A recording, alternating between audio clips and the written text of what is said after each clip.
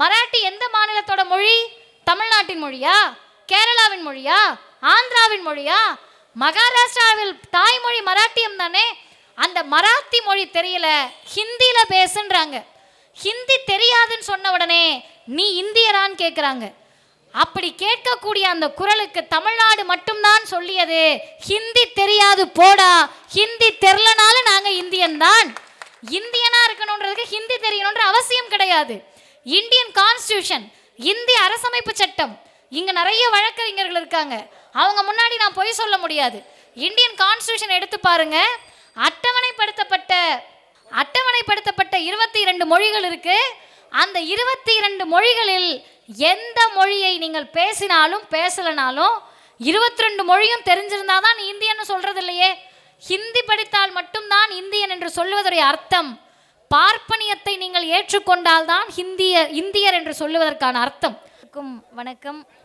மிக சிறப்பாக ஏற்பாடு செய்யப்பட்டு திராவிடர் கழக தீர்மான விளக்கம் மற்றும் திராவிட மாடல் அரசினை பாராட்டியும் கொளத்தூர் அரசு மருத்துவமனைக்கு தந்தை பெரியாருடைய பெயரை சூட்டியதற்கு நன்றி தெரிவிக்கும் தெருமுனை பிரச்சார கூட்டத்திற்கு வரவேற்புரையாற்றிய திராவிடர் கழகத்தின் மாவட்ட இளைஞரணி செயலாளர் பெருமதிப்பிற்குரிய சகோதரர் கார்த்திக் அவர்களே, தொடக்க உரையாற்றிய அம்பேத்கர் சட்டக்கல்லூரி மாணவர் நாளைய தினம் நீச்சல் போட்டியில் கலந்து கொள்ள இருக்கிறார் என்ற செய்தியை கேட்டும் மகிழ்ச்சி அடைகிறோம் தம்பி பூவரசன் அவர்களே, இந்த நிகழ்வில் பங்கேற்று பெருமை சேர்க்கக்கூடிய திராவிடர் கழகத்தின் தலைமை செயற்குழு உறுப்பினர் பெருமதிப்பிற்குரிய ஐயா தேசே கோபால் அவர்களே, காப்பாளர் ஐயா ராமலிங்கம் அவர்களே, திராவிடர் கழக மாவட்ட தலைவர், அண்ணா நான் பேர் சொல்லிட்ட பிறகு சரி பண்ணுங்கண்ணா, திராவிடர் கழகத்தின் மாவட்ட தலைவர், ஆற்றல் வாய்ந்த செயல் வீரர், தொடர்ந்து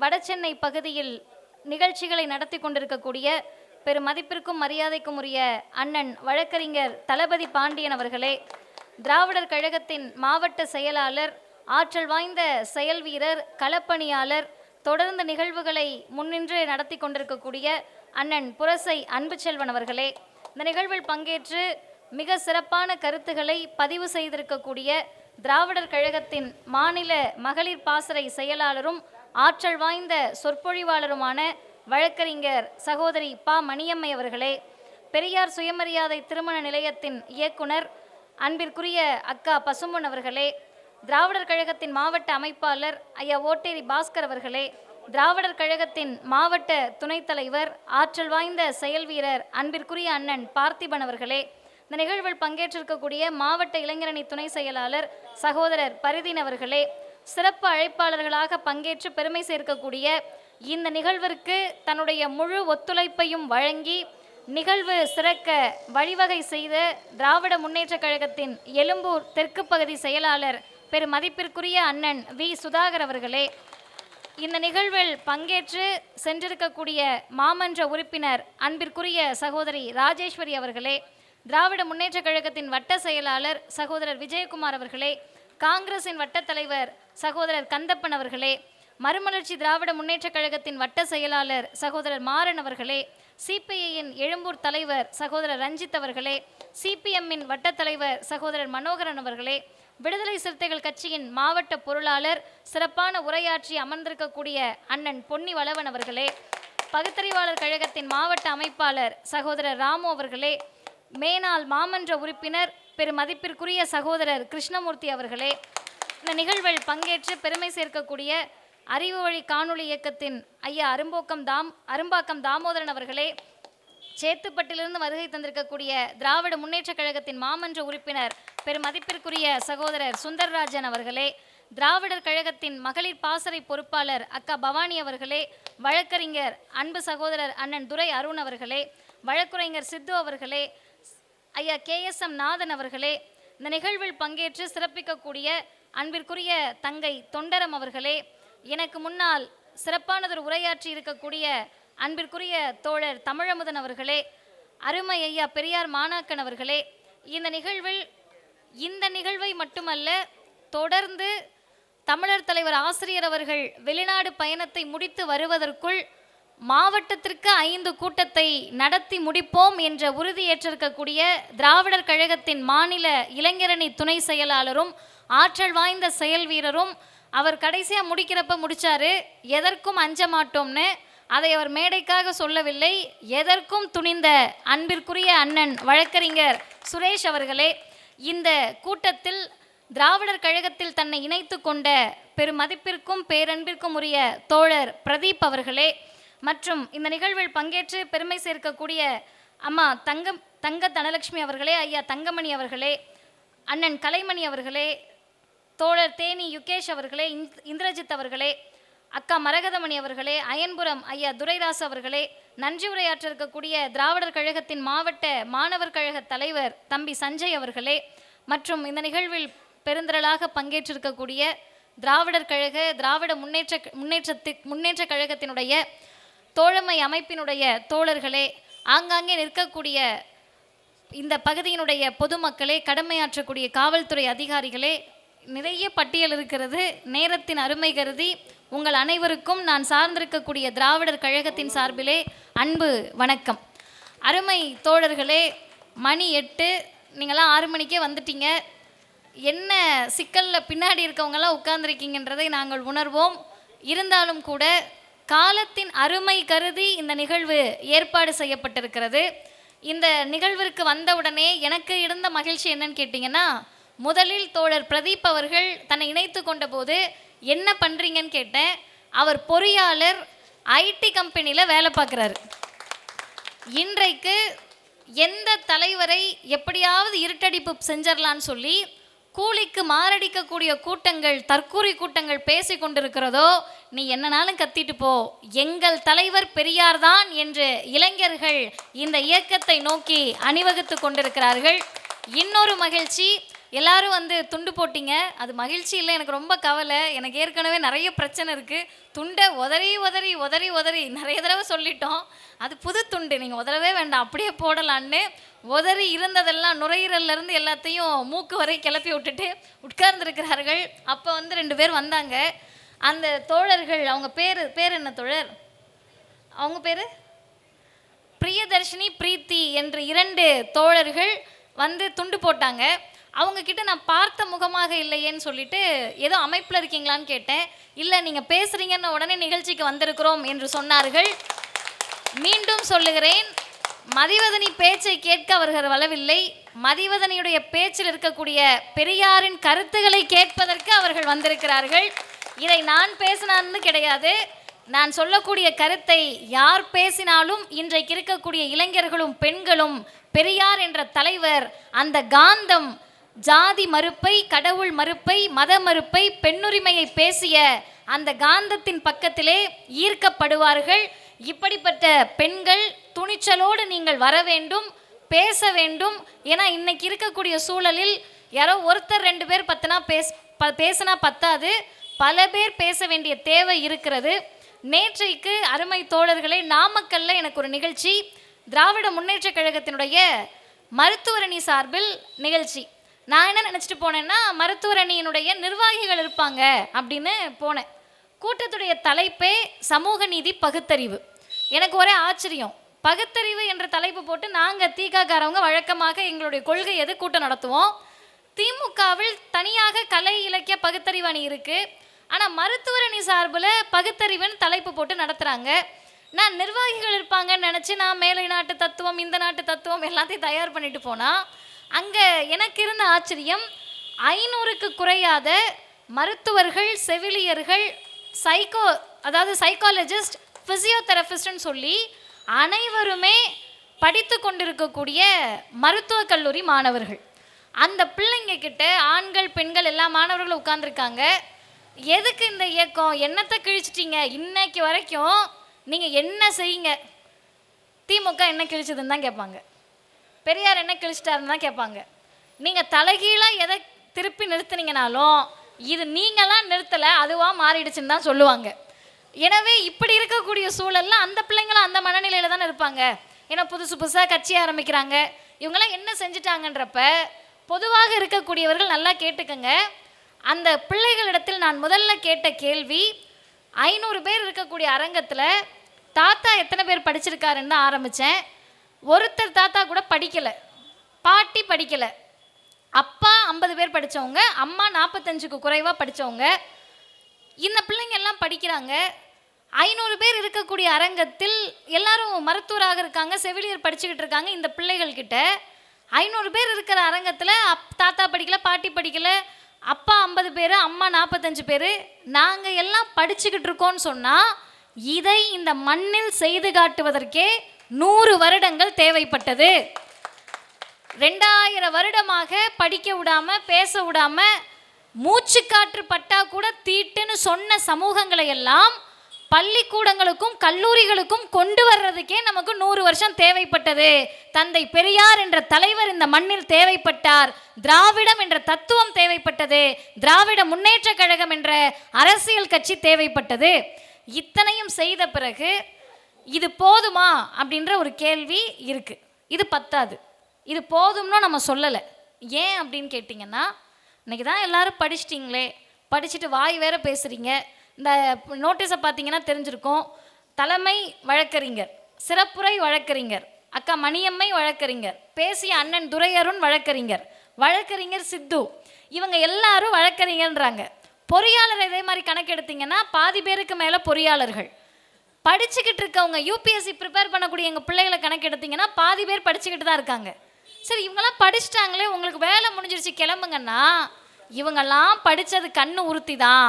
இன்றைக்கு பிஜேபியும் மோடியும் நீங்கள்லாம் படித்ததுனால தான் வாய் பேசுகிறீங்க, தமிழ்நாடு தனியாக இருக்கிறது என்று கல்வி வாய்ப்பை மறுப்பதற்கு பாசிசமும் மோடியும் துடித்து கொண்டிருக்கக்கூடிய நேரத்தில் கடைசி சொட்டு ஜாதி வெறியர்களும் மத வெறியர்களும் இருக்கின்ற வரை கருப்பு சட்டையின் பணி இந்த சமூகத்தில் தேவைதான் என்பதற்காக இந்த கூட்டம் நடத்தப்படுகிறது.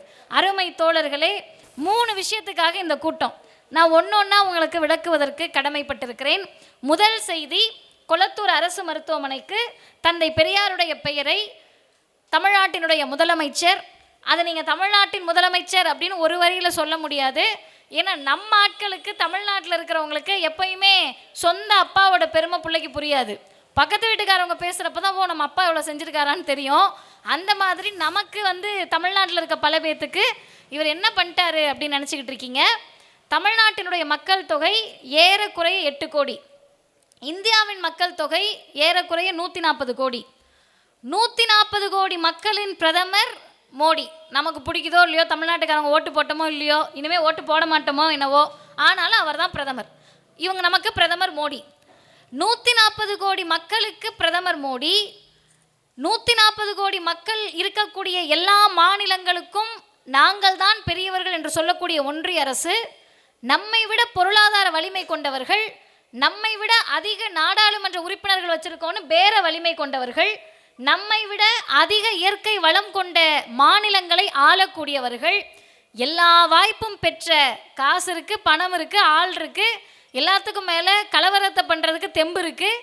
இப்படி இருக்கக்கூடிய அந்த பிஜேபியை, காவி கூட்டத்தை, 8 கோடி மக்களை மட்டுமே ஆளக்கூடிய ஒரு மாநிலத்தின் முதல்வர் கண்ணில் விரலை விட்டு ஆட்டுகிறார் என்று சொன்னால் அது தமிழ்நாட்டினுடைய முதலமைச்சர் முத்துவேல் கருணாநிதி ஸ்டாலின் என்ற திராவிட மாடல் முதல்வர். நீங்கள் அப்படி தான் சொல்ல முடியும் அவரை. அந்த முதல்வர் தந்தை பெரியாருடைய பெயரை சூட்டுகிறார். விடுதலை சிறுத்தைகள் கட்சியிலிருந்து வந்த அண்ணன் ஆரம்பிக்கிறப்பே சொன்னார், பெரியார் பேரை வைக்காமல் யார் பேரை வைக்க சொல்கிற அப்படின்னு கேட்டார். அந்த பெயரை சூட்டிவிட்டு முதல்வர் பேசிய உரை, நான் முழுசாக சொல்லலை, ஒரே வரியில் சொல்கிறேன். தந்தை பெரியாருடைய பெயரை இந்த மருத்துவமனைக்கு சூட்டுகிறோம், காரணம் என்னவென்றால் அவர் சமூக மருத்துவர் என்று முதல்வர் பதிவு செய்தார். இந்த சமூக மருத்துவர் அப்படின்றத கடைசியாக நின்று கேட்டுட்டு இருக்கீங்கல்ல பொதுமக்கள், அவங்களுக்காக சொல்கிறேன். மருத்துவத்துறையில் 2 வகையான மருத்துவர்கள் இருப்பாங்க. ஒன்று பொது மருத்துவர். நேற்று அந்த பிள்ளைகள்கிட்ட பேசுகிறப்பே நான் அதை சொன்னேன். ஜென்ரல் ப்ராக்டிஷனர்னு சொல்லுவோம். ஒன்றும் கிடையாது, திடீர்னு காய்ச்சல் வருது, காய்ச்சல் வந்த உடனே நம்ம போயிட்டு ஸ்பெஷலிஸ்ட்டை தேடி ஓட மாட்டோம். பக்கத்தில் இருக்கக்கூடிய பொது மருத்துவர்கிட்ட போய் ஐயா காய்ச்சலாக இருக்குது, சளியாக இருக்குது, தலைவலிக்குது அப்படின்வோம். அவர் மாத்திரை எழுதி கொடுப்பாரு, ஊசி கொடுப்பார், ஊசி போட்டு அனுப்புவாங்க. இதை செய்யக்கூடியவர்கள் பொது மருத்துவர், ஜென்ரல் ப்ராக்டிஷனர். இப்போ ஒன்றும் வேண்டாம், எனக்கு ஒரு வேளை மிகப்பெரிய ஒரு நோய் இருக்குது, யாரோ ஒருவருக்கு கேன்சர் வந்துடுதுன்னு வச்சுக்கோங்க. இந்த கேன்சர் வந்த பிறகு நான் போயிட்டு இல்லை எங்கள் பக்கத்து தெருவில் இருக்க பொது மருத்துவர் ரொம்ப நல்ல மனுஷன், நான் அவர்கிட்ட தான் வைத்தியம் பார்ப்பேன், அவர் தான் ஊசியும் மாத்திரையும் ஊசி வலிக்காமல் போடுவார், மாத்திரை சின்னதாக கொடுப்பாருன்னு நான் போய் உட்காந்துருக்க முடியாது. அந்த பொது மருத்துவர் என்ன சொல்லுவாருன்னா, உங்களுக்கு வந்திருக்கக்கூடியது மிகப்பெரிய நோய்மா, இந்த நோய்க்கு நீங்கள் பார்க்க வேண்டியது ஆன்காலஜிஸ்ட் அப்படின்னு சொல்லுவார். ஆன்காலஜிஸ்ட்னா யாருன்னு கேட்டிங்கன்னா புற்றுநோயை சரி செய்யக்கூடிய மருத்துவர். இப்போ இந்த புற்றுநோய் சரி செய்யக்கூடிய மருத்துவர்கிட்ட நீங்கள் போய், ஐயா எனக்கு வந்திருக்கு புற்றுநோய், நீங்கள் என்ன பண்ணணும்னா ஊசியும் மாத்திரையும் மட்டும் எழுதி கொடுக்கணும், வேற ஒன்றும் பண்ணக்கூடாது அப்படின்னு சொன்னீங்கன்னா, அவர் ரொம்ப மனிதநேயத்தோட, ஐயோ இந்த பொண்ணை பார்க்க பாவமாக இருக்குது, இந்த பையனை பார்க்க பாவமாக இருக்காரு, நம்ம ஊசியும் மாத்திரையும் போட்டு அனுப்புவோம் அப்படின்னு அனுப்ப மாட்டாங்க. எந்த பகுதியில் அந்த புற்றினுடைய தொற்று இருக்கோ அந்த பகுதியை அறுத்து எரிந்தால்தான் மற்ற இடத்துல தொற்று பரவாமல் இருக்கும். அதை அறுத்து எரிய மாட்டேன்னு சொன்னால் அவங்க அறுவை சிகிச்சை நிபுணராக இருக்க முடியாது. மருத்துவரனுடைய பார்வையில் இந்த பகுதியை அறுத்தால்தான் இந்த உயிர் தப்பிக்கும்னா அவங்க துணிச்சலோடு அதை செய்வார்கள். அப்போ தந்தை பெரியார் என்பவர் எந்த மருத்துவராக இருந்தாருன்னு கேட்டிங்கன்னா, சும்மா ஏதாவது காயம் ஏற்பட்டுச்சுன்னா ஆயின்மெண்ட்டை போட்டு கட்டை கட்டி விடுற பொது மருத்துவம் வேலையை பெரியார் பார்க்கல. இந்த சமூகத்தில் புறையோடி கிடந்த ஆக கடைசி மனிதனுக்கும் காசு இருக்கோ சோத்துக்கு வழி இருக்கோ இல்லையோ, ஜாதி என்கிட்ட இருக்குன்னு சொல்லி ஒன்றுத்துக்கும் ஆகாத ஜாதியை தலையில் சுமந்த போது இந்த ஜாதி ஒழிந்தால்தான் மனித விடுதலை சாத்தியம் என்று அறுவை சிகிச்சை செய்த அறுவை சிகிச்சை நிபுணர் தான் தந்தை பெரியார் என்ற தலைவர். அந்த தலைவருடைய பெயரை சமூக மருத்துவர் என்று முதல்வர் உச்சி முகர்ந்து சொன்னார். அந்த ஒரு வார்த்தைக்குள் எத்தனை அர்த்தம் இருக்கிறது என்று கேட்டீர்கள் என்றால், இன்றைக்கு தமிழ்நாட்டுக்கு மட்டுமல்ல இந்தியா முழுமைக்கும் என்ன தேவை என்ற சமூக மருத்துவத்தை பார்க்கக்கூடிய ஒரே மாநிலம் தமிழ்நாடு தான், ஒரே இயக்கம் இந்த திராவிடர் இயக்கம்தான் என்று சொன்னால் அதனுடைய தலைமை மருத்துவர் தந்தை பெரியார். அவருடைய பெயரை தான் கொளத்தூர் மருத்துவமனைக்கு தமிழ்நாட்டினுடைய முதலமைச்சர், திராவிட மாடல் முதலமைச்சர் பெரியாருடைய பெயரை சூட்டியிருக்கிறார். அதுக்கடுத்து வாங்க, சரி பெரியார் பெயரை சூட்டியதால் என்ன நடந்துற போகுது? அடுத்த கேள்வி, ஏன் நீங்கள் பெரியார் பேரை வச்சுட்டா மட்டும் இங்கே எல்லாம் மாறிட போதா? பெரியார் பேரை வைக்காதப்ப மட்டும் இங்கே எல்லாம் மாறிடுச்சா? இப்போ என்ன பிரச்சனைன்னு கேட்டிங்கன்னா, பெரியார்ன்ற பேர் இவங்களுக்கு பிரச்சனை. அவங்களுக்கு பிரச்சனையாக இருக்கிறதுல நம்ம சங்கடப்பட தேவையே கிடையாது. தோழர்கள் நிறைய பேர் பேசினப்பையும் சரி, நான் போகக்கூடிய இடத்துலையும் சரி, எல்லாரும் என்ன சொல்கிறாங்கன்னா, பெரியார்னா இவங்க ஏன் இப்படி கொந்தளிக்கிறாங்கன்னு. அவங்க கொந்தளிப்பாங்க சார், எப்படி கொந்தளிக்காமல் இருப்பாங்க? அவர் பார்த்த வேலை அப்படி தானே. ஒரே வரியில் சொல்கிறாரு, மானமும் அறிவும் மனிதருக்கு அழகு அப்படின்றாரு. அவங்களுக்கு மானமும் இல்லை அறிவும் இல்லை, அப்புறம் பெரியார் மேலே கோவம் வருமா வராதா? இன்னது மான உணர்ச்சியோடு இருக்கிறதா? எப்படி திரள் நிதியை திருடி திங்கிறது? அறிவோடு இருக்கணுமா? அறிவோடு இருந்தால் அந்த ஆள் கூட எப்படி இருக்கிறது? இப்போ மானமும் இருக்கக்கூடாது அறிவும் இருக்கக்கூடாதுன்னு பெரியார் சொல்லியிருந்தா பெரியாரை பிடிச்சிருக்கும். அப்போ இவர்களுக்கு பெரியாரை பிடிக்காததில் எந்த ஆச்சரியமும் கிடையாது. அடுத்து வாங்க, தந்தை பெரியார் கட்டிய இந்த இயக்கம், திராவிடர் கழகத்தினுடைய பணி என்ன என்று கேட்டபோது ஒரே வார்த்தையில் பெரியார் சொன்னார், இங்கே பெண்கள் நிறைய பேர் உட்கார்ந்துருக்கீங்க, தாய்மார்கள், ஆண்களை காட்டிலும் கூட்டத்துக்கு வரதில் நமக்கு தாம்மா பிரச்சனை அதிகம். நான் உங்கள் இடத்துல இருந்து பேசுகிறேன். இங்கே இருக்கக்கூடிய என்னுடைய தந்தைமார்களுக்கோ என்னுடைய அண்ணன்மார்களுக்கோ தம்பிமார்களுக்கோ ஒருத்தருக்கும் பிரச்சனை கிடையாது, தாய்மார்களுக்கு தான் பிரச்சனை. ஏன்னு கேட்டிங்கன்னா, கூட்டம் 9 மணிக்கு முடிஞ்சாலும் 9:30 போய் நீங்கள் தான் சமைக்கணும், 9:30 முடிஞ்சாலும் 10 மணிக்கு நீங்கள் தான், அம்மா தலையாட்டுறாங்க, ஆமாம்மா சீக்கிரம் முடியுமா அப்படின்னு, 10 மணிக்கு நீங்கள் தான் போய் சமைக்கணும். என்னன்னு கேட்டால், இவங்க எல்லாருமே கூட்டம் எவ்வளோ நேரம் நடந்தாலும் உட்காந்து கேட்பாங்க, நின்றுட்டு கூட கேட்டுருவாங்க. ஏன்னா அவங்களுக்கு பிரச்சனையே இல்லையே, நமக்கு தான் பிரச்சனை. இப்போ நமக்கு பிரச்சனையை தாண்டி நம்ம பொதுக்கூட்டத்துக்கு வரோம் இல்லைம்மா, அது சாதாரண விஷயம் கிடையாது. நம்மளை எங்கே கூட்டிகிட்டு போனாங்க அதிகபட்சம்? நம்ம பாட்டியவோ இல்லை உங்களுடைய பாட்டியவோ எங்கே கூட்டிகிட்டு போயிருப்பாங்கன்னா, கோவிலுக்கு கூட்டிகிட்டு போயிருப்பாங்க, தேட்டருக்கு படம் பார்க்க கூட்டிகிட்டு போயிருப்பாங்க, கல்யாண வீடு காது குத்து வீட்டுக்கெலாம் கண்டிப்பாக கூட்டிகிட்டு போயிடுவாங்க. இந்த 3 இடத்துக்கு எதுக்கு கூட்டிகிட்டு போவாங்கன்னா, கோவிலுக்கு போனாதான் நீங்கள் யோசிக்க மாட்டீங்க, யோசிக்கலைனா தான் வீட்டுக்கார கேள்வி கேட்க மாட்டீங்க, கேள்வி கேட்கலனா தான் அவர் எப்படினாலும் இருக்க முடியும், அதனால் உங்களை கோவிலுக்கு கூட்டிகிட்டு போவாங்க. 2வது தேட்ரு. படத்துக்கும் அப்படியே புதுப்படம் வந்தவனையெல்லாம் கூட்டிகிட்டு போக மாட்டாங்க, வருஷத்துக்கு ஒரு முறை கூட்டிகிட்டு போயிருப்பாங்க. அதுவும் ரொம்ப நல்ல கணவராக இருந்தால் வருஷத்துக்கு ஒரு முறை கூட்டிகிட்டு போயிருப்பாரு, இல்லை அதுவும் கிடையாது, அப்படி தானேங்கண்ணா, கூட்டிகிட்டே போக மாட்டீங்க, நீங்களே போய் ஜாலியாக பார்த்துட்டு வந்துடுவீங்க. 3வது, இந்த கல்யாண வீடு காது குத்து வீடு எதுக்கு கூட்டிகிட்டு போவாங்கன்னா, கணவர் என்பவருக்கு பெருமையே இந்த பொண்டாட்டியோடு இருக்கிறது தான். இங்கே பாரு நாங்கள் குடும்பமாக இருக்கோம் அப்படின்றதான் அவருக்கு பெருமையே. தனியாக போனால் அவங்க பேச ஆரம்பிச்சிருவாங்க, இப்போ தானே டிவோர்ஸ் எல்லாம், அப்போ விட்டுட்டு போயிட்டாரோ, பொண்டாட்டி விட்டுட்டு போயிருச்சோ அப்படின்னா அவருக்கு அது கௌரவ குறைச்சல் ஆகிடும். ஐயோயோ நம்ம பொண்டாட்டி நம்ம கூட தானே இருக்குது, நம்ம கூட்டிகிட்டு போவோம் அப்படின்னு கல்யாண காது குத்துக்கெலாம் கூட்டிகிட்டு போவாங்க.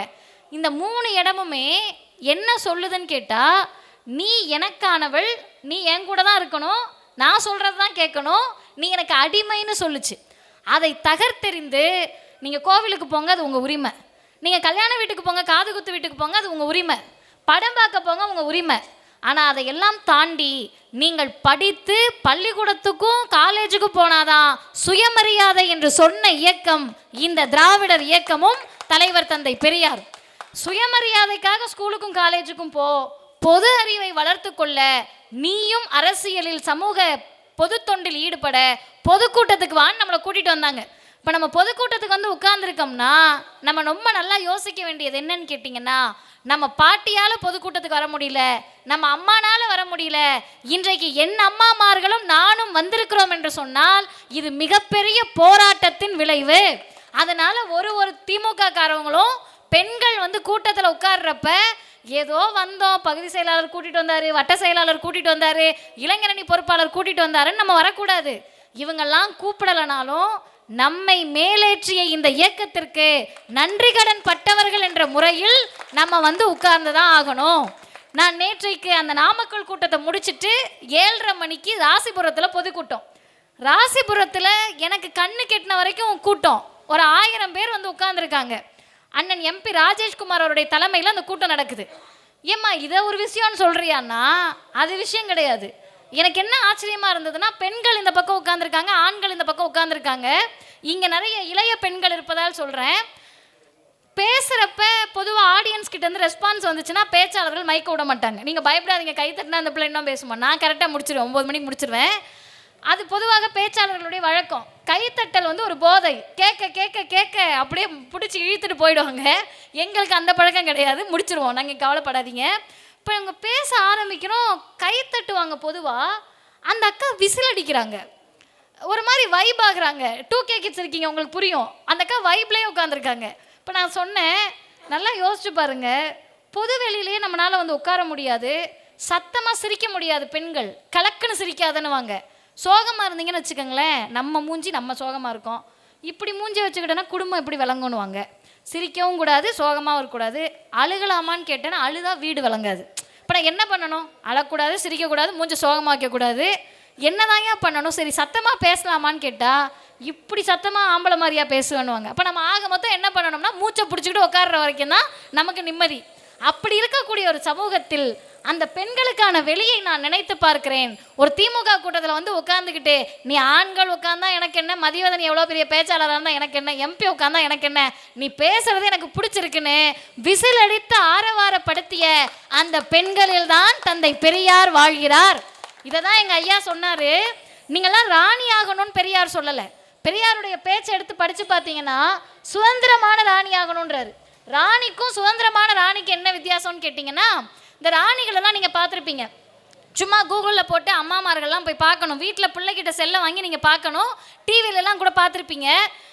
அப்படியே மெதுவாக நடப்பாங்க, அடி மேலே அடி எடுத்து வைப்பாங்க, அதுக்கு ஆய்வு நடத்துவாங்க. ஏன் ராணிகள் இப்படி நடக்கிறார்கள் தெரியுமா? ஒன்றும் கிடையாது, அந்த அம்மா போட்டிருக்க துணிக்கும் நகைக்கும் வேகமாக நடக்க முடியாது, அதை தான் அங்கங்கே அந்த விழுந்துடும், அதனால் அந்த அம்மா மெதுவாக நடந்து தான் ஆகணும். அப்போ இவங்க ஆளுமையாக இருக்கணுன்றதுக்காக ராணி ஆக்கப்படலை, அழகான அடிமையாக இருக்கிறதுக்காக ராணி ஆக்கப்பட்டிருக்காங்க. இப்படி ராணிகளாக நீங்கள் இருக்கக்கூடாது, சுதந்திரமான ராணிகளாக இருக்கணும். நடங்கன்னு பெரியார் பெண்களை பார்த்து சொல்லலை, ஓடுங்க, உங்கள் இலக்கை அடைகின்ற வரை ஓடுங்கள் என்று தந்தை பெரியார் சொன்னார். அந்த வழியில்தான் இன்றைக்கு திராவிடர் கழகத்தினுடைய தலைவர், தமிழர் தலைவர் ஆசிரியர் அவர்கள், யோசிச்சு பாருங்க, மேடையில் நானும் அக்கா மணியம்மையும் உட்கார்ந்துருக்கோம், கீழே அமர்ந்திருக்கக்கூடிய பெண்கள் இருக்கிறார்கள். எனக்கு எப்போதும் எத்தனை கூட்டத்தில் பேசினாலும் எங்கள் இயக்க கூட்டத்தில் பேசுகிற போது வரக்கூடிய அந்த சுதந்திர உணர்வை எங்களை உணர வைத்த தலைவர் தமிழர் தலைவர் ஆசிரியர் அவர்கள். இன்னைக்கு ஆசிரியருக்கு வயது 92. நான் எங்கள் வீட்லேயும் பாட்டி இருக்காங்க, எங்கள் அம்மாவை பெற்ற பாட்டி எங்கள் கூட தான் இருக்காங்க.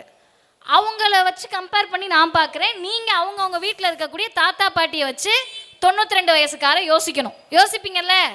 யோசிப்பீங்கல்லம்மா, யோசிச்சுக்கோங்க. 80 வயசை தாண்டிட்டாலே அவங்களுக்கு கூட ஒருத்தர் வேணும். மாத்திரை நம்ம தான் எடுத்து கொடுக்கணும், சாப்பாடு நம்ம தான் எடுத்து கொடுக்கணும், தண்ணியை கையில் போய் கொடுக்கணும். அதுவும் மாமியார்கள்லாம் 80 வயசை தாண்டி இருந்தாங்கன்னா உங்கள் பிரச்சனை என்னன்றது எனக்கு புரியுது. மாமனார்கள் இருந்தாலும் அதை விட பிரச்சனை தான். போய் தண்ணி கொடுத்தீங்கனாலும் அந்த அம்மா திட்டும், சாப்பாடு கொடுத்தீங்கனாலும் அந்த ஐயா திட்டுவார். என்ன செய்யறதுனே நமக்கு புரியாது. கூட ஒருத்தவங்க கையை பிடிச்சே நடக்கணும். அப்படி இருக்கக்கூடிய சமூகத்தில் 92 வயதில் இன்றைக்கு எங்கள் தலைவர் எங்கே இருக்காருன்னு கேட்டால், எங்கே இருக்காருன்னு நீங்கள் அவரை கேட்க முடியாது. எந்த நாட்டில் இருக்கிறார் என்றால் ஆஸ்திரேலியாவில் சிட்னிலையும் பிரஸ்பேன் கல்லூரியிலையும் பேசிக்கிட்டு இருக்கார். எதுக்கு? ஓ, ஆஸ்திரேலியா போயிருக்காருன்னா இங்கே நம்மால் ஒருத்தர் இருக்கார்ல, கையை கொடுத்துட்டா போதும் தலைவருக்கு. பாஸ்போர்ட் எடு, அடுத்த நாடு அதுதான். மாதத்துக்கு ஒரு நாடு, வருஷத்துக்கு ஒரு நாடு. யாருன்னு உங்களுக்கு தெரிஞ்சிருக்கும்.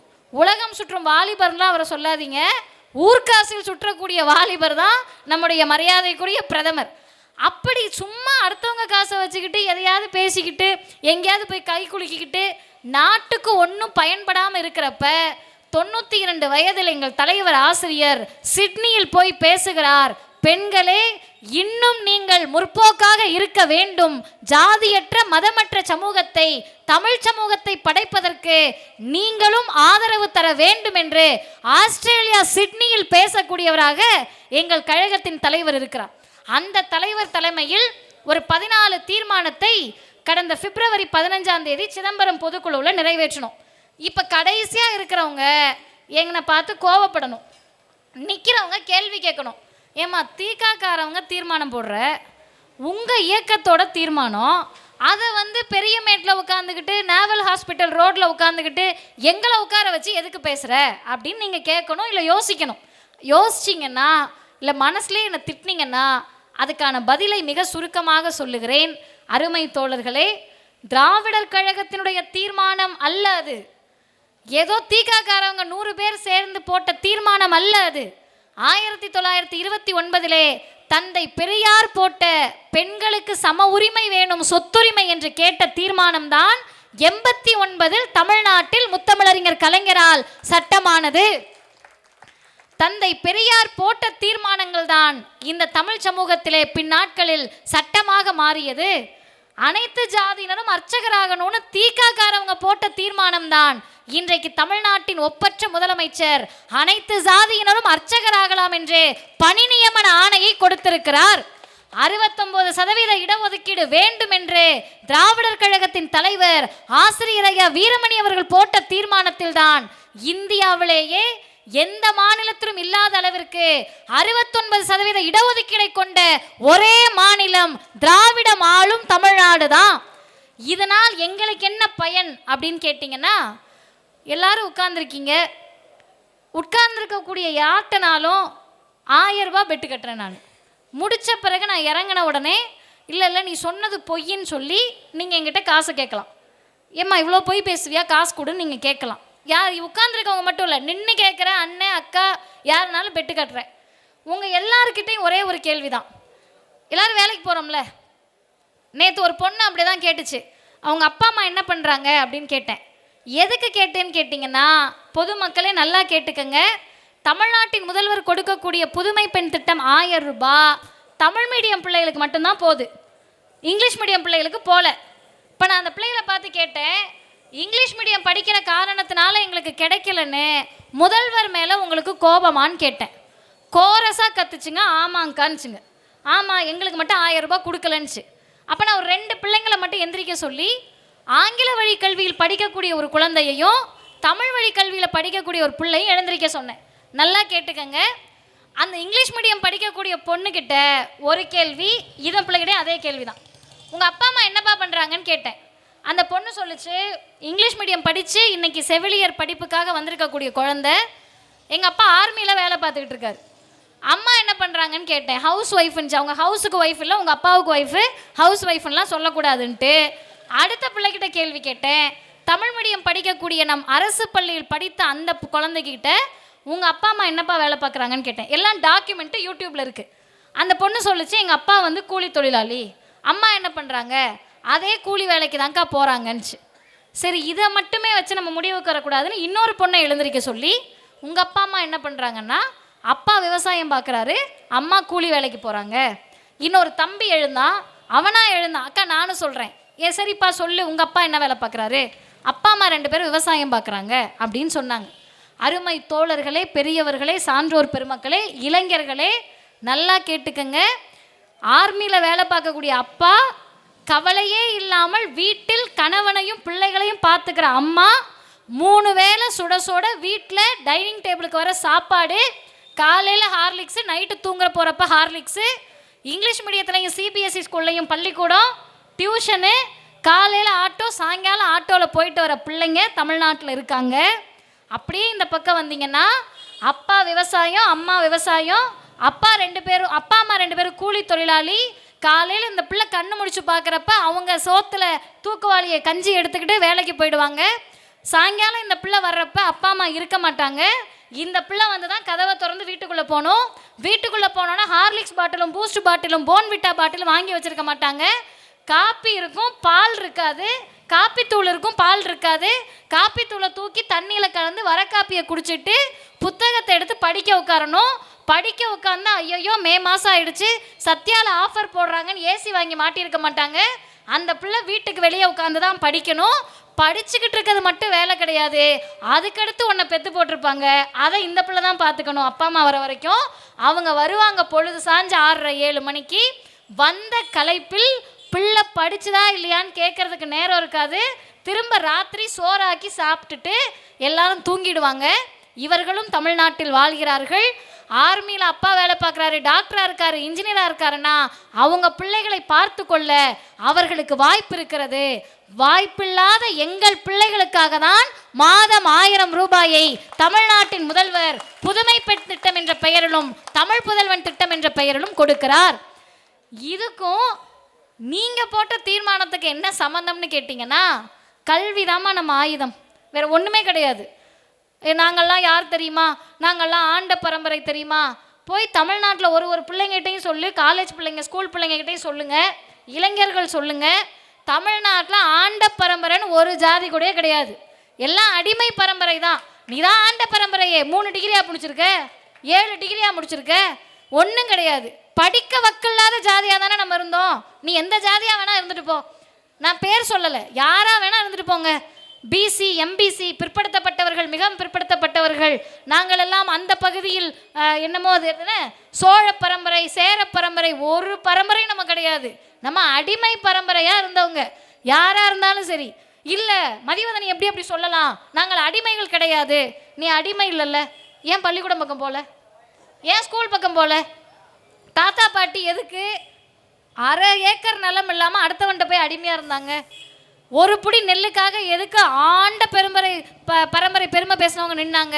இவங்கெல்லாம் யாருன்னு கேட்டிங்கன்னா, பொன்னியின் செல்வன் படத்தில் கார்த்தி வர்றப்ப இந்த பொன்னி நதி பார்க்கணுமேனு ஒரு பாட்டு வரும்.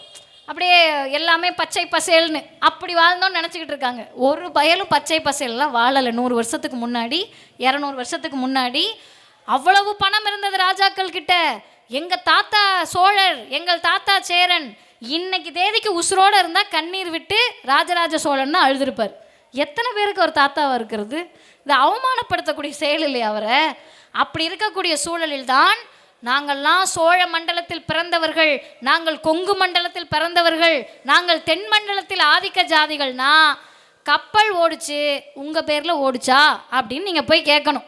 எல்லாம் இருந்துச்சு உன் பேரில் இருந்துச்சா? ஒன்றும் கிடையாது.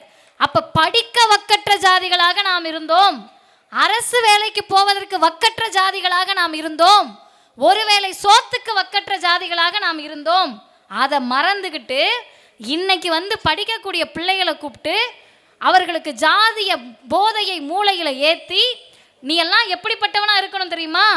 உன் எதிர்த்தாப்புல ஒரு ஒடுக்கப்பட்ட சமூகத்தை சார்ந்த தோழன் வந்தான்னா அவன் கையை விட்டு காலை விட்டுன்னு சொல்லி கொடுக்கின்ற போது பெற்றோர்கள் மறந்து விடாதீர்கள். இங்கே இருக்கக்கூடியவங்க கிட்ட 2 கேள்வி கேட்குறேன்னு சொன்னேன்ல. முதல் கேள்வி, யாராவது ஒருத்தவங்க என் பிள்ளை டாக்டர் ஆக வேணாம், இன்ஜினியர் ஆக வேணாம், வக்கீலாக வேணாம், டீச்சர் ஆக வேணாம், போலீஸ் ஆக வேணாம், பேங்க் அதிகாரியாக வேணாம், அரசு அதிகாரியாக வேணாம், கத்தி எடுத்துகிட்டு போய் எவனையாவது வெட்டிட்டு ஜெயிலுக்கு போகட்டும்னு ஒரே ஒரு பெற்றோர் இந்த அரங்கத்தில் சொன்னால் நான் மேடையை விட்டு இறங்கிடுறேன். எப்படிங்க பெற்றவங்கனால சொல்ல முடியும்? சொல்ல முடியாதே. பிள்ளை எவனையாவது வெட்டிட்டு ஜாதி வெறி பிடிச்சி சுற்றிக்கிட்டு மத வெறி பிடிச்சி சுற்றிக்கிட்டு இருக்கிறதுக்கு பிள்ளையை பெற்று வளர்க்குறோம். அது அறிவாக வளரணும்னு தானே வெறுக்கிறோம். அப்ப இந்த ஜாதிய மதவாதத்தை ஒழிக்கக்கூடிய ஆற்றல் சக்தி எதுக்கு உண்டென்று சொன்னால் கல்வி என்ற ஒற்றை ஆயுதத்திற்கு தான் இருக்கு. படிடா அப்படின்னு சொல்றத அந்த காரணத்துக்காக தான். படிச்சா மட்டும் அறிவு வந்துருமா? அண்ணாமலை ஏன் இப்படி சுத்துறாருன்னு நீங்க கேட்டீங்கன்னா அதுக்கு என்கிட்ட பதில் இல்லை. படித்தாலும் அவருக்கு வாங்கி சாப்பிடணுன்றதுக்காக அவர் அங்கே சுற்றிக்கிட்டு இருக்கிறாரு. அப்படி இருக்கக்கூடிய நேரத்தில் தான் திராவிடர் கழகத்தினுடைய அந்த தீர்மானம், அருமை பெரியோர்களே, பொதுமக்களே, ஆசிரியர் அவர்கள் 14 தீர்மானங்கள் இரங்கல் தீர்மானத்தோடு சேர்த்து அதில் கடைசியாக முக்கியமாக நாம் போட்ட தீர்மானம் என்னவென்று சொன்னால், தமிழ்நாட்டினுடைய முதலமைச்சரை பழிவாங்குவதாக இவர்கள் நினைத்து கொண்டு தமிழ்நாடு அரசை செயல்படுத்த விடக்கூடாது என்று நினைத்து கொண்டு தமிழ்நாட்டு பிள்ளைகளுடைய கல்விக்கு ஒதுக்க வேண்டிய 2152 கோடி ரூபாய் நிதியை ஒதுக்க மாட்டோம்னு மோடி முரண்டு பிடிக்கிறார். தர்மேந்திர பிரதான் காசு கொடுக்க மாட்டோன்றாங்க. நிர்மலா சீதாராமன் அதை கேட்டால் என்னென்னமோ பேசுது அந்த அம்மா. அவங்கள பார்க்க உண்மையாக எனக்கு பரிதாபமாக இருக்குது. நீங்கள் கோவப்படுறீங்க, யோசிச்சு பாருங்க, அவங்களாம் எவ்வளோ பெரிய ஆள். மூளை, உடம்பு ஃபுல்லாக மூளை இருக்கக்கூடிய சமூகத்தை சார்ந்தவர்கள் அப்படின்னு சுற்றிக்கிட்டு இருந்தாங்க. எங்கள் ஐயா பெரியார் தான் கேட்டார், மூளை எங்கே இருக்கணுமோ அங்கே இருந்தால் தான் மரியாதை, உடம்பு ஃபுல்லாக இருந்தால் அதுக்கு பேர் மூளை கிடையாது, கொழுப்பு. அது நிறைய கொழுப்பேறி போன அந்த ஆரிய சமூகம், பார்ப்பன சமூகம். அந்த அம்மாவுக்கு ஏன் எனக்கு பரிதாபமாக இருந்துச்சுன்னா, இங்கே வந்து உண்டியலில் போடாதீங்கோ அங்கே கொடுங்கோ அப்படின்னு தைரியமாக சொல்கிற அம்மா பெரியார் என்ற வார்த்தையை சொல்லுவதற்கு அச்சப்பட்டு நின்ற அந்த தருணத்தில் தான் தந்தை பெரியார் வெற்றி பெற்றார். எதையோ வளர்றாங்க. அப்போ எங்களுடைய தீர்மானம் என்னன்னு சொன்னால், நீங்கள் மாநில அரசை செயல்பட விடாமல் தடுப்பதற்காக தமிழ்நாட்டு பிள்ளைகளுடைய கல்வியை நாசப்படுத்த நினைத்து 2152 கோடி ரூபாயை பிஜேபி மோடி அரசு கொடுக்காமல் இருப்பதை வன்மையாக கண்டித்து உடனடியாக அந்த பணத்தை கொடுக்கணும் அப்படின்றது தீர்மானம். இந்த தீர்மானத்தோடு இரண்டாவது கேள்வியை கேட்கிறேன். எல்லாரும் உழைக்கக்கூடிய மக்கள், அதுவும் இந்த பெரிய மேடை பொறுத்த வரைக்கும் அடிக்கடி நான் சிந்திப்பது உண்டு. சென்னையை உள்ளபடியே ஒரு மக்கள், ஒரு குறிப்பிட்ட பகுதி முதல் ஆளாக நின்று உரிமை கொண்டாட முடியும் என்றால் அது வட சென்னையை சார்ந்த இந்த தோழர்களாக தான் இருக்க முடியும். ஏன்னா இன்றைக்கு அது சிங்கார சென்னையாக மாறி இருக்கிறது, பெரிய வசதி வாய்ப்புகளோடு இருக்கிறது. ஆனால் ஒன்றுமே இல்லாமல் இருந்த போதும் இந்த சென்னைக்காக உழைத்த மக்கள் தான் இங்கே உட்கார்ந்திருக்கக்கூடிய நம்முடைய வட சென்னை தோழர்களாக, பெரியமேடு பகுதி தோழர்களாக இருப்பார்கள். அப்போ நீங்கள் எல்லாம் உழைக்கக்கூடிய மக்கள், இங்கே இருக்கவங்க யாராக இருக்கட்டுமே, காலையில் எழுந்து ராத்திரி வரைக்கும் வேலை செய்யணும். அப்படி வேலை செய்கிறப்ப உங்களுடைய நோக்கம் என்ன அப்படின்னு கேட்டால், இந்த பெரியமேடு நேவல் ஹாஸ்பிட்டல் ரோடில் ஒரு 10 ஏக்கருக்கு நிலத்தை வாங்கி போட்டு, இல்லை நிலம் இருந்தால் வாங்கி போட்டு வீடை கட்டி பெரிய ஆளாயிடணும் அப்படின்னு யாரும் நினைக்க மாட்டோம். ஏன்னா மோடிக்கு நம்ம கட்டி அழுகிற வரிக்கு இனிமேல் நிலமே வாங்க முடியாது, அப்புறம் எங்கள் வீடு கட்டுறது. அப்படி இல்லை கார் வாங்கணும் அப்படின்னு இருக்க மாட்டோம். ஆனால் உங்கள் எல்லார்கிட்டையும் வேறு வேறு எண்ணங்கள் இருக்கும். கடன் வாங்கி லோன் வாங்கி வீடு கட்டிகிட்டு இருப்பீங்க, கடன் அடைக்கணும்னு தோணும், லோன் அடைக்கணும்னு தோணும், காருக்கு டியூ வாங்கியிருப்பீங்க, டியூவை கட்டணும்னு தோணும். இது எல்லாம் மனிதர்களுக்கு மனிதர் மாறுபடும். அன்னை சுதாகரன் எனக்கு ஒரு பிரச்சனை இருக்கும், எனக்கு ஒரு பிரச்சனை இருக்கும், பார்த்திபனுக்கு ஒரு பிரச்சனை இருக்கும், ஒருத்தருக்கு ஒரு பிரச்சனை இருக்கும். ஆனால் நம்ம எல்லாருக்கும் சேர்த்து ஒரே பிரச்சனையாக, தலையாய பிரச்சனையாக என்ன இருக்கும்னு கேட்டிங்கன்னா, நான் படிக்கலை, எப்படியாவது என் பிள்ளைய நல்லா படிக்க வச்சிடணுன்றது தான் தமிழ்நாட்டு பெற்றோர்களுடைய முதன்மை பிரச்சனையாக இருக்கும். அது எதுக்கு தெரியுமா நம்ம படிக்க சொன்னோம்? மேலை நாடுகளில் நம்மளை படிக்க சொல்கிறாங்கன்னா காரணம் பொருளாதாரத்தில் நம்ம வளரணும்னு. மேலை நாடுகளில் அவங்க பிள்ளை குட்டிகளை படிக்க சொல்கிறாங்கன்னா அவங்கெல்லாம் 13 வயசுலேயே 18 வயசுலேயே வேலைக்கு போய் எங்களை உயிரெடுக்காமல் இருன்றதுக்கு. இன்னும் பல நாடுகளில் படிக்க சொல்கிறதுக்கு காரணம் தொழிலில், வேலை வாய்ப்பில் வருமானம் பெருகணும். தமிழ்நாட்டை தவிர இந்தியாவில் மற்ற மாநிலங்களை நீங்கள் போய் பார்த்தீங்கன்னாலும் சம்பாதிக்கிறதுக்காக படின்னு சொல்லுவாங்க. ஆனால் இந்தியாவில் அல்ல, உலகத்திலேயே ஒரே ஒரு மாநிலம், ஒரே ஒரு தலைவர் தான் சொன்னார், சம்பாதிப்பதற்கும் வேலைக்கு போகிறதுக்கும் படிக்கிறதுக்கு முன்னாடி சுயமரியாதை உணர்வோடு இருப்பதற்காக படியுங்கள். சொன்ன தலைவர் தந்தை பெரியார். பகுத்தறிவோடு இருப்பதற்காக படியுங்கள், சுயமரியாதை உணர்வோடு இருப்பதற்காக படியுங்கள். அதுதான் இன்னைக்கு ஆத்திரமா இருக்கு. நீங்கள் நிறைய பேர் தமிழ்நாடுடைய கல்வி எவ்வளோ உயர்ந்திருக்குன்னெலாம் சொன்னாங்க. நான் அந்த டேட்டாவெலாம் அப்புறம் சொல்கிறேன். தமிழ்நாடை படிக்க விடக்கூடாதுன்னு பிஜேபி நினைக்கிறதுக்கு முதல் காரணம் என்ன தெரியுமா? நீங்களா படித்து மேலே வந்துட்டீங்க, ஜிஆர் ரேஷியோ அதிகமாயிடுச்சு, கல்லூரிகள் அதிகமாக, அதெல்லாம் ரெண்டாவதுங்க. முதல் காரணம் என்ன தெரியுமா? மோடி அலை வீசுகிறதுன்னு நாங்கள் 2019 கேரளா மட்டும் இல்லை, தமிழ்நாடு வரைக்கும் மோடி அலை தான் வீசுதுன்னாங்க. இப்போ உன் அலை எங்கனாலும் வீசிட்டு போகுது, தமிழ்நாட்டில் எப்போதும் வீசுவது பெரியார் அலைதான், திராவிட அலைதான்னு 2019 விரட்டி விட்டோம். விரட்டி விட்ட பிறகு திரும்ப வந்து 2024 தமிழ்நாட்டில் கால் ஊன்றுவோம் அப்படின்னு இங்கே இருக்க பிழைப்பு சங்கியிலேருந்து பிறந்ததுலேருந்து சங்கி வரைக்கும் கத்துனாங்க. 2024 என்ன ஆச்சுன்னு கேட்டிங்கன்னா, 19 ஒரு சீட்டு விட்டோம், 24 தமிழ்நாட்டின் முதலமைச்சர் சொல்லி அடித்தார், 40க்கும் 40 இந்தியா கூட்டணி தான் வெல்லும். இப்போ பிஜேபிக்கு இருக்க ஆத்திரம் என்னன்னா, இந்த பிள்ளைகள்லாம் படித்தது பிரச்சனை இல்லை, யோசிக்குதுங்க. யோசிக்கிறது கூட பிரச்சனை இல்லை, சாமி கும்பிடுதுங்க, நெத்தி நிறைய குங்குமம் இருக்குது, சில பேர்த்துக்கெலாம் நெத்தியில் கேப்பே இல்லாத அளவுக்கு குங்குமம் இருக்குது, எல்லாம் சாமி கும்பிடுதுங்க, கோவிலுக்கு போகுதுங்க. ஆனால் ஓட்டு யாருக்கு போடுவேன்னு கேட்டால் பெரியாரை ஆதரிக்கக்கூடிய திமுகவுக்கு போடுவேன்தே. இந்த சிஸ்டமாக அவங்களால புரிஞ்சுக்க முடியல, என்ன நடக்குதுன்னே அவங்களுக்கு விளங்கலை. அவர்களுக்கு நாம் சொல்ல வேண்டிய கடமை இருக்கிறது. இன்னைக்கு இல்லை, இன்னும் 100 வருஷம் ஆனாலும் தமிழ்நாட்டில் என்ன நடக்குதுன்னு உனக்கு புரியாது, விளங்காது. அதனால இந்த கல்வியை நாசகரப்படுத்த துடிக்கின்ற நேரத்தில் தான் அருமை தாய்மார்களே, நான் போகிற இடத்துலலாம் இந்த அண்ணன்மார்களை அப்பாமார்களை பார்த்து சொல்கிறதில்ல, அம்மாமார்களை பார்த்து தான் சொல்லுகிறேன். நிறைய பேர் ஏன் எங்களை பார்த்து சொல்லக்கூடாதா அப்படின்னு கேட்டிங்கன்னா, நீங்கள் வந்து வேலைக்கு போயிட்டு சாயங்காலம் வருவீங்க, டிப்டாப்பாக வீட்டுக்கு வந்த உடனே என் மேலே பல பேர்த்துக்கு அதனால் கடுப்பு கூட, நான் இந்த புள்ள வந்துச்சுனாலே எதையாவது கிளப்பி விட்டுட்டு போயிடுதுன்னு. அப்படி வர்றப்ப புள்ள மார்க் எடுத்துச்சுன்னு வச்சுக்கோங்களேன், இங்கே இருக்க யாருனாலும் சரி நீங்கள் யோசிச்சு பார்க்கலாம், ஓ நம்ம இதை தான் செஞ்சுருக்கோமான்னு. ஏன் புள்ளடி அப்படின்னு, இவர் ஏதோ 100க்கு 100 வாங்கின மாதிரியும் அவர் 100க்கு 90 வாங்கி மெடல் வாங்கின மாதிரி ஏன் புள்ளன்னு வாங்க. அதே அந்த பையனோ பிள்ளையோ மார்க்கு குறைஞ்சிருச்சு, இல்லை யாரையாவது லவ் பண்ணிடுச்சுன்னு வச்சுப்போமே, பிள்ளைய வளர்த்து வச்சுருக்கா பாருன்னு போட்டு அந்த அம்மாவை மிதிப்பாங்க. இப்போ நல்ல பிள்ளையாக இருந்தால் அது அப்பா பிள்ளை, கெட்ட பிள்ளையாக இருந்தால் அது அம்மா பிள்ளைன்னு இன்னைக்கு வரைக்கும் சொல்கிறாங்களா இல்லையாம்மா? சொல்கிறாங்க. அதனால தான் பிள்ளைகளை வளர்க்கக்கூடிய பெரிய சுமையை நம்ம தலையில் சுமத்தி இருக்கிறப்ப ஆண்கள் வீதிக்கு வந்து புதிய கல்விக் கொள்கை எதிர்த்து போராடுகிறார்களோ இல்லையோ, பெண்கள் வீதிக்கு வந்து புதிய கல்விக் கொள்கையை எதிர்த்து போராடியே ஆக வேண்டும். ஏன்னா பாதிக்கப்படுவது நம்ம பிள்ளைங்க. எனக்கு முன்னாடி பேசுகிறப்ப அண்ணன் துரை அருண் அவர்கள் மிக அருமையான ஒரு கருத்தை சொன்னார்.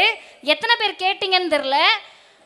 10ஆவதுல நம்ம பிள்ளை ஃபெயில் ஆகிட்டா, ஒரு பாடத்தில் ஃபெயில் ஆகிட்டா 5 பாடத்தையும் முன்னாடி எழுதணும். இந்த 5 பாடத்தையும் எழுதுறதுல என்ன சிக்கல்னு கேட்டால், எங்கள் அம்மா இங்கே வந்திருக்காங்க, அவங்க ஓய்வு பெற்ற தலைமை ஆசிரியர். இவங்களுக்கு வேலையே என்னவா இருக்குன்னா, அந்த கிராமத்தில் போய் எந்த பிள்ளையை கல்யாணம் பண்ணி வைக்க போகிறாங்களோ அந்த பிள்ளையை தடுத்து கூட்டிகிட்டு வந்து வேறு ஸ்கூலில் அட்மிஷன் போட்டு படிக்க வைக்கிறது அவங்களுக்கு பார்ட் டைம் டியூட்டியாக இருந்துச்சு. நானே அது அப்போ புரியல, எதுக்குமா எப்போ பாரு வீட்டுக்கு லேட்டாக வர ஏதாவது பிள்ளை கூடயே சுற்றிக்கிட்டு இருக்கேன்னு கேட்டால், கிராமங்களில் 8ஆவது முடித்த உடனே அந்த பிள்ளையை கல்யாணம் பண்ணி வச்சுருவாங்க. எங்கள் அம்மா வேலை பார்த்தது கிராமத்தில் இருந்து அரசு பள்ளியில். இவங்க மட்டும் கிடையாது, என் தாய் மட்டும் கிடையாது, தமிழ்நாட்டில் இருக்கக்கூடிய பெரும்பான்மை அரசு பள்ளிகளில் வேலை பார்க்கக்கூடிய ஆசிரியர் பெருமக்கள் எப்படியாவது இந்த பிள்ளைகளை 12ஆவது படிக்க வச்சுட்டா அதுக்கு பிறகு அது வாழ்க்கையை அது பார்த்து கொள்ளும் என்று உழைக்கக்கூடிய பல உன்னதமான ஆசிரியர்களை தமிழ்நாடு பெற்றிருக்கிறது. அப்படி இருக்கிறப்ப 10ஆவதுல உள்ள பிள்ளை ஃபெயில் ஆகிடுதுன்னு வச்சுக்கோங்க, நான் சொல்கிறது உங்களுக்கு போர் அடிக்கலாம், எரிச்சலாக இருக்கலாம், ஆனால் எந்த நிலையிலிருந்து நம்ம இங்கே வந்திருக்கோம்னு நீங்கள் யோசிக்கணும், பொதுமக்கள் யோசிக்கணும். விடிய விடிய நீங்கள் ஆட்டோ ஓட்டிட்டு போய் வீட்டில் படிப்பீங்க, பிள்ளைய 10ஆவது பரீட்சைக்கு அனுப்பிச்சி வைப்பீங்க, அந்த பிள்ளை 5 பாடமும் படிச்சுட்டு போதும். கிராமத்தில் இருக்க பிள்ளை இல்லை புரசை பக்கம் பெரியமேட்டில் இருக்க எக்மோரில் இருக்க பிள்ளைங்கன்னு வச்சுக்கோங்கம்மா, 5 பாடத்தில் ஒரு பாடத்தில் ஃபெயில் ஆகிடும். Tamil, English, maths, social science, science, இந்த 5 பாடத்தில் ஒரு பாடத்தில் ஃபெயில் ஆகிட்டா நியாயமாக என்ன பண்ணணும்? அந்த பிள்ளைக்கு 4 பாடம் படிக்க தெரியுது, 4 பாடத்திலே வருது, 4 பாடமும் புரியுது, 4 பாடத்துலேயும் மார்க் எடுக்க முடியுது, ஒரு பாடம் மட்டும்தான் வரலன்றது தான் கணக்கு. ஆனால் என்ன பண்ணாங்கன்னு கேட்டிங்கன்னா, இந்த சூரி படத்தில் பரோட்டாவில் வர மாதிரி முதல்ல இருந்து அழின்னு சொல்லி 5 பாடத்தையும் எழுத சொன்னாங்க. அதனுடைய நோக்கம் என்ன தெரியுமா? நம்ம பிள்ளையெல்லாம் அறிவாளி ஆகணும்னு இல்லை, நம்ம பிள்ளையெல்லாம் படித்ததையே படித்து சிந்தனையாளர் ஆகணும்னு கிடையாது. 5 பாடத்தையும் திரும்ப எழுத சொன்னால் ஆட்டோ ஓட்டுற அப்பா, தினக்கூலியாக இருக்கிற அம்மா, டெய்லர் வேலை பார்க்குற அம்மா, பெட்டி கடை போட்டிருக்க அப்பா, 100 நாள் வேலைக்கு போகிற அம்மா, கூலி தொழிலாளி, விவசாய தொழிலாளி, விளிம்பு நிலை மக்கள் வீட்டு பிள்ளைகள் அந்த அப்பாவும் அம்மாவும் என்ன சொல்லுவாங்கன்னா, நீ 1 வருஷம் படித்து கிழிச்சு எங்கள் காசை கரைச்சது போதும், நீ பாட 5 பாடத்தை திரும்ப எழுத வேண்டாம், வீட்டில் இருன்னு சொல்லிடுவாங்க. அப்போ நம்ம பிள்ளைங்களை வீட்டில் இருக்க சொன்னப்ப ஒருவர் தான் சிந்தித்தார், அந்த பிள்ளைக்கு 4 பாடம் வருதுயா, 1 பாடம் தானே வரல, அந்த 1 பாடத்தை மட்டும் மீண்டும் எழுதினால் போதும் என் பிள்ளைகள் என்று சொன்னவர் முத்தமிழறிஞர் டாக்டர் கலைஞர். இதனுடைய அர்த்தம் என்னன்னு கேட்டிங்கன்னா, எப்படியாவது படிச்சிரு அருமை தோழர்களே, எப்படியாவது படிச்சிருன்னு நம்ம தமிழ்நாட்டு பிள்ளைகளை மட்டும் சொல்லலை. ஒரு வட இந்திய தோழர் ஒரு அண்ணன் கூட்ட ஆரம்பிச்சதுலேருந்து நின்று கேட்டுக்கிட்டு இருக்காரு. அவருக்கு தமிழ் புரியும்னு நான் நினைக்கிறேன், அதனால தான் உட்காந்து கேட்குறாரு. கொஞ்ச நேரம் ஃபோனை வச்சு ரெக்கார்ட்லாம் வேறு பண்ணிட்டு இருந்தார். புரியுதாம்மா அவருக்கு? சூப்பர். நான் எந்த மாநிலம், எந்த ஸ்டேட்டு? நேபாள். ஐயோ மகிழ்ச்சிண்ணா. அவங்க நின்று கேட்டுட்டு இருக்காங்க, அவங்களுக்கு தமிழ் புரியுது. என்ன நமக்கு இருக்கக்கூடிய நிகழ்ச்சின்னு கேட்டால், இந்த திராவிடம் என்பது தமிழ்நாடு என்ற எல்லைக்கு உட்பட்ட தத்துவம் கிடையாது. இந்த திராவிடம் என்பது தமிழ்நாட்டு மக்கள் என்ற இந்த மக்களுக்கான தத்துவம் மட்டும் கிடையாது. இந்த திராவிடம் என்பது தமிழ் பேசும் மக்களுக்கான தத்துவம் மட்டும் கிடையாது. உலகம் முழுவதும் இருக்கக்கூடிய விளிம்பு நிலை மக்களுக்கான தத்துவம் தான் இந்த திராவிடம். எப்படி சொல்றேன்னு கேட்டிங்கன்னா, ஒசூர் உங்க எல்லாருக்கும் தெரியும். அந்த ஓசூரில் ஜீமங்கலம்னு ஒரு ஊராட்சி. அருமை தோழர்களே, பெரியவர்களே, வாய்ப்பு இருக்கவங்க யூடியூப்பில் போய் பாருங்கள். ஜீமங்கலம் ஒசூர்னு போட்டு 2-3 வாரத்துக்கு முன்னாடி அங்கே இருக்கக்கூடிய குழந்தைகளை பேட்டி எடுக்கிறாங்க. ஸ்கூலில் இருக்கிற பிள்ளைங்களை, அதில் ஒரு பிள்ளைகிட்ட கேட்குறாங்க, ரெட்டை ஜடை போட்டு ரிப்பன் வச்சு கட்டிட்டு அழகழகாக அந்த குழந்தைகள் இருக்குது. அந்த குழந்தைகிட்ட கேட்குறாங்க, ஏம்மா நீ பீகார்லேருந்து வந்து இங்கே படிக்கிறேன்னு. அந்த குழந்தை சொன்ன பதிலை நான் அப்படியே சொல்கிறேன். 3rd ஸ்டாண்டர்ட் படிக்கிறேன், 8 வயசு வரைக்கும் பீகாரில் பள்ளிக்கூடத்தை நான் பார்த்தது கிடையாது. அந்த பிள்ளைக்கு 3 வருஷம் இல்லை, 8 வருஷம் இல்லை, 5 வருடத்தை அந்த பெற்றோர்கள் வீணடித்திருக்கிறார்கள் அப்படின்னு நம்ம சொல்ல முடியாது. அந்த குழந்தைக்கான 5 ஆண்டு கல்வியை பீகார் மாநில அரசு வீணடித்திருக்கிறது. அதுதானே சார் கணக்கு? தமிழ்நாட்டில் ஏதாவது ஒரு பிள்ளைகளை ஸ்கூல் போகாமல் இருக்க சொல்லுங்க. முன்னாடி எனக்கு தெரியல, பள்ளிக்கல்வித்துறை, நானே அன்னைக்கு எங்கள் வீட்டில் எங்கள் பாப்பாவுக்கு போட்டு காட்டினேன். லீவு போட்டேன்னா வந்து பிடிச்சிட்டு போயிடுவாங்க. புள்ள பிடிக்கிற கூட்டம் மாதிரி கலெக்டரை அனுப்பி, முன்னாடி கலெக்டர் உட்காந்துருக்காரு, பின்னாடி உட்கார வச்சா ஓடிடுவான்னு அவனுக்கு பின்னாடி தாசில்தாரை உட்கார வச்சு நடுவில் அந்த பையில வச்சு கூட்டிகிட்டு போகிறாங்க. எங்கே போகிறாங்கன்னு கேட்டால், ஸ்கூலுக்கு போகல தலைவர் 3 நாளாக, அவரை போய் கூட்டிகிட்டு வான்னு சொல்லி ஸ்கூலுக்கு கூட்டிகிட்டு போகிறாங்க. என்ன அவசியம்? ஏன் சட்டையை பிடிச்சி கேட்டுருவோமா பள்ளிக்கல்வித்துறை அமைச்சரை, ஏன் என் பிள்ளை ஸ்கூலுக்கு வரலன்னு? யாராவது போய் தமிழ்நாடு அரசை ஏன் எங்கள் பிள்ளைகளை ஸ்கூலுக்கு அனுப்பலன்னு கேட்டுருவோமா? நியாயமாக பார்த்தா தமிழ்நாடு அரசு தானே நம்மளை பார்த்து கேட்கணும், பெற்றவங்க ஏன் ஸ்கூலுக்கு அனுப்பலன்னு. ஆனால் நாம் அவர்களை கேட்டுக்கொண்டிருக்கிறோம், என் பிள்ளைங்களை ஸ்கூலுக்கு கூட்டிகிட்டு போங்க. அந்த பீகார் படித்த மாணவியுடைய அப்பா சொல்லுகிறார், தோழர்களை நல்லா இதுவரைக்கும் கேட்காதவங்க காதை விரிச்சு வச்சு கேட்டுக்கங்க, ஏங்க அங்கேருந்து இங்கே வந்தீங்கன்னு கேட்டால், அந்த அப்பா சொல்கிறாரு, சாப்பாடு கிடைக்கும்னு தமிழ்நாட்டுக்கு வந்தோம். அந்த வழியை, அந்த வறுமையை புரிந்து கொள்ளுங்கள். காலையில் சாப்பாடு கிடைக்குதுன்னு வந்தோம், மதியம் சாப்பாடு கிடைக்குதுன்னு வந்தோம். மதிய உணவுக்காகவும் காலை உணவுக்காகவும் வடமாநில பிள்ளைகளும் வந்து தேர்ந்தெடுக்கக்கூடிய மாநிலம் தமிழ்நாட்டினுடைய அரசு பள்ளி. பிஜேபிக்கு சொல்லுகிறோம், மோடிக்கு சொல்லுகிறோம், அமித்ஷாவுக்கு சொல்லுகிறோம், நிர்மலா சீதாராமனுக்கு சொல்லுகிறோம், தமிழ்நாடு கேட்கக்கூடிய, தமிழ்நாடு முதல்வர் கேட்கக்கூடிய, பள்ளிக்கல்வித்துறை அமைச்சர் கேட்கக்கூடிய, திராவிடர் கழகம் கேட்கக்கூடிய, எங்கள் தலைவர் ஆசிரியர் போட்ட தீர்மானம் என்பது எங்கள் மாநில பிள்ளைகளுக்கான காசை மட்டும் கிடையாது, உங்களுக்கு ஆள்வதற்கு வக்கற்று நீங்கள் அனுப்பி வைத்திருக்கக்கூடிய வடமாநில தொழிலாளர் வீட்டு பிள்ளைகளுக்கும் சேர்த்து கேட்கிறோம் 2152 கோடி ரூபாயை. இதுக்கு பின்னாடி இவ்வளவு செய்தி இருக்கு, அரசியல் இருக்கு. அதை விட்டுட்டு நம்ம கிட்ட என்ன சொல்றாங்கன்னா, புதிய கல்விக் கொள்கை ஏத்துக்க காசு தரோம், மும்மொழி கொள்கை ஏத்துக்க காசு தரோம், ஹிந்தியை ஏத்துக்க காசு தரோன்றாங்க. ஹிந்தியை ஏத்துக்கலாம், ஒரு பிரச்சனையும் கிடையாது, ஒன்று வேண்டாம். அண்ணன் வந்தார் நேபாள், இன்னொரு அண்ணன் நிற்கிறாரு, அவர் என்ன ஸ்டேட்டுன்னு தெரியல. என்ன ஸ்டேட்னா? நேபாள் தானா? எல்லாரும் பாருங்க, பார்ப்பதற்கே மகிழ்ச்சியாக இருக்குது. அவங்களுக்கு என்ன புரியுதுன்றதெல்லாம் எனக்கு தெரியல. எனக்கு என்ன மகிழ்ச்சின்னு கேட்டிங்கன்னா, அந்த அண்ணன்கள் பீகார்லையும் மத்திய பிரதேசத்துலையும் ராஜஸ்தான்லையும் எல்லா மாநிலத்திலும் இருந்து இங்கே வந்திருக்கக்கூடியவர்கள் திரும்பி அவர்கள் மாநிலத்திற்கு போகின்ற போது ஹிந்தியை ஓட ஓட விரட்டுவதற்கு தயாராக இருப்பார்கள். ஏன்பா நீ வந்து ஹிந்தி வந்து உட்கார்ந்துக்கிட்டதுனால தானே நாங்கள் வேறு மாநிலத்துக்கு போக வேண்டிய தேவை இருந்துச்சு. அதே போல் தமிழ்நாட்டு மக்களிடத்தில் சொல்லிக் கொள்கிறேன், அவர்கள் நம்முடைய எதிரிகள் கிடையாது. உண்மையாகவே வடநாட்டிலிருந்து வட மாநிலத்திலிருந்து வரக்கூடிய தொழிலாளர்கள் பரிதாபத்துக்குரியவர்கள். அவர்கள் பக்கமும் நாம் நிற்க வேண்டிய கடமை நமக்கு இருக்கிறது. அந்த தொழிலாளிகள் இங்கே வருகின்ற போது அவங்க எதை தேடி வராங்கன்றதெல்லாம் தாண்டி ஹிந்தியால் இவர்கள் விரட்டி அடிக்கப்பட்டவர்கள். ஹிந்தி மொழி தெரிஞ்சாதான் நீ மத்திய பிரதேசத்தில் இருக்கணும், மகாராஷ்டிராவில் இருக்கணுன்றாங்க. மகாராஷ்டிராவில் ஒரு பொண்ணு ஏர்டெல் கம்பெனி, எல்லாரும் ஃபோன் வச்சுருப்பீங்க, டவர் வருதான்னு தெரியல, நமக்கு பாதி நேரம் வர்றது கிடையாது. அந்த கம்பெனிக்கு போய் கேட்குறாங்க, அருமை இளைஞர்களை சிக்கலை புரிந்து கொள்ளுங்கள், இவருக்கு பிரச்சனைன்னு உள்ளே போகிறாரு. அங்கே உட்கார்ந்துருக்க ஒருத்தருக்கு கூட மராட்டி தெரில. மராட்டி எந்த மாநிலத்தோட மொழி? தமிழ்நாட்டின் மொழியா, கேரளாவின் மொழியா, ஆந்திராவின் மொழியா? மகாராஷ்டிராவில் தாய்மொழி மராட்டியம் தானே. அந்த மராத்தி மொழி தெரியல, ஹிந்தியில பேசுன்றாங்க. ஹிந்தி தெரியாதுன்னு சொன்ன உடனே நீ இந்தியரான்னு கேட்குறாங்க. அப்படி கேட்கக்கூடிய அந்த குரலுக்கு தமிழ்நாடு மட்டும்தான் சொல்லியது, ஹிந்தி தெரியாது போடா, ஹிந்தி தெரிலனாலும் நாங்கள் இந்தியன் தான். இந்தியனா இருக்கணுன்றதுக்கு ஹிந்தி தெரியணுன்ற அவசியம் கிடையாது. இந்தியன் கான்ஸ்டியூஷன், இந்திய அரசமைப்பு சட்டம், இங்கே நிறைய வழக்கறிஞர்கள் இருக்காங்க, அவங்க முன்னாடி நான் பொய் சொல்ல முடியாது. இந்தியன் கான்ஸ்டியூஷன் எடுத்து பாருங்க, அட்டவணைப்படுத்தப்பட்ட 22 மொழிகள் இருக்கு. அந்த 22 மொழிகளில் எந்த மொழியை நீங்கள் பேசினாலும் பேசலனாலும் 22 மொழியும் தெரிஞ்சிருந்தாதான் நீ இந்தியன்னு சொல்றது இல்லையே. ஹிந்தி படித்தால் மட்டும்தான் இந்தியன் என்று சொல்வதுடைய அர்த்தம், பார்ப்பனியத்தை நீங்கள் ஏற்றுக்கொண்டால்தான் இந்தியர் என்று சொல்லுவதற்கான அர்த்தம்.